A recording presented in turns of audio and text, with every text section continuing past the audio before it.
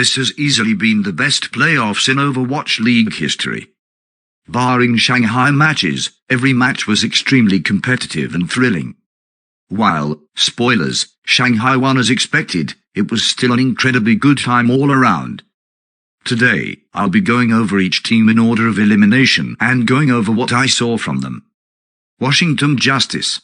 Washington Justice was just outclassed at every level this tournament. They played 2 matches and only took 1 map. This tournament for them was characterized by diffs. Mag was diffed by Fearless and Gator, Assassin was diffed by Doha and Pelican, Bed was diffed by Iowanes and Fielder. I maintain my position as before, though.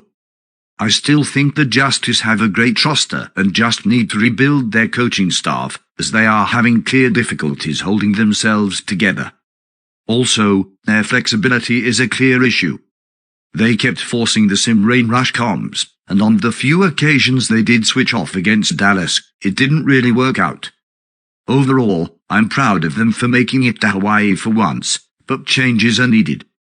Philadelphia Fusion. Honestly, their exit is fitting. They had some promising moments from their star players. Carp in particular played very well, but were held back by odd coaching decisions such as their DPS rotations against Gladiators. Philadelphia have to be one of the biggest disappointments this season. They have such an incredible roster, and yet time and time again they can't bring it together in the final stretch. It will be interesting to see what happens with this roster. Again, I can't imagine they need many upgrades, but they were undeniably a disappointment even with the visa issues. Chengdi Hunters. Absolutely incredible season from them and especially Leave. Sort of a disappointing ending for them as a result of internal drama with Aveltal not playing the game as much, but they still did quite well, managing to beat the eventual grand finalists and playing the shock extremely close. Leave is still arguably the best DPS in the world, and they still have many promising rookies that can carry them forward onto an equally if not more successful Season 5. Especially considering it is moving on to a more frag-type game. They had an unlucky finish, but Chengdi can look back at their season with pride. Los Angeles Gladiators. Sadiators. The ending to their season was really unfortunate. Many had high hopes for them, even thought they were one of the few teams who could challenge Shanghai, only to be fed to an angry Rain. They did play the Rain the closest out to the North American teams, though. Including the Fuel. Overall though, I don't think they can be unhappy with their season. They have insanely good pieces, and even managed to win their first major title in the Countdown Cup. I would have liked them to go farther, but you can count on them to continue being dominant. In terms of how they performed in the playoffs, though, it was more or less them just being simply worse than the teams they faced. They beat down Philly, but were simply outclassed on the ball comp by Shanghai and couldn't stand up to the near-perfected rush comp of the Rain. They really did play well though in the Rain game. Kivster especially was jaw-droppingly good, but just not good enough. San Francisco's shock. Honestly, considering their season, 4th place isn't that bad. They beat a great Philadelphia, a still extremely strong Chengdi despite their troubles, and played an incredibly competitive series against the Rain, despite what the 3-1 scoreline would tell you. Nero, Choi Hyobin and Super played out of their minds, and God and Violet stepped up as well. Glister and Dins were also great, as always. I think they struggle with flexibility, though.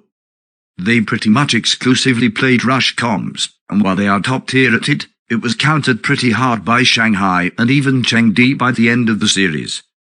I also think they have tough mentals against stronger opponents. They had many questionable moments of ult usage, especially against the Dragons and Rain, and it absolutely cost them on several maps. Overall, they had a solid season and playoff run, and I can expect great things from them next season. Dallas Fuel showed why they were still insane title contenders.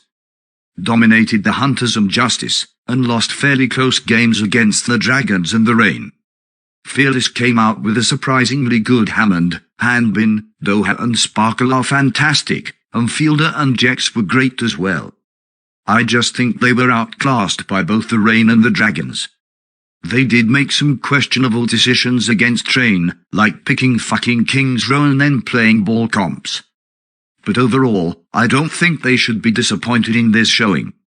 Here's to next year. Atlanta Reign. What a phenomenal showing and thrilling losers bracket run. They wiped out all 4 North American games convincingly. I honestly think now that they are the best team in the West. They have perfected their rush to near perfection, knowing when to engage and when to capitalize on mistakes. Pelican is an insanely good player, fucking absolutely robbed from a Roddy star. Kai popped the hell off, Gator managed to de-fucking fearless, RS proved what an incredible player he is. And Maze and Hawk were their usual selves.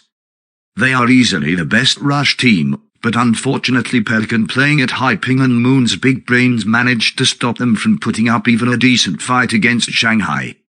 However, they were a phenomenal team, and played incredibly well. Great job, Shanghai Dragons. Probably tied with Shock for the best team in Overwatch history at this point. They are just impossibly good. Flitter and Lip are unfairly good together, probably the best DPS duo in history. Void is simply too good, he is everywhere, and Izayaki and Liajigon are just insane. I don't even know what to say. They are the perfect team for ball comps and run right over the rush comps the Western teams prefer.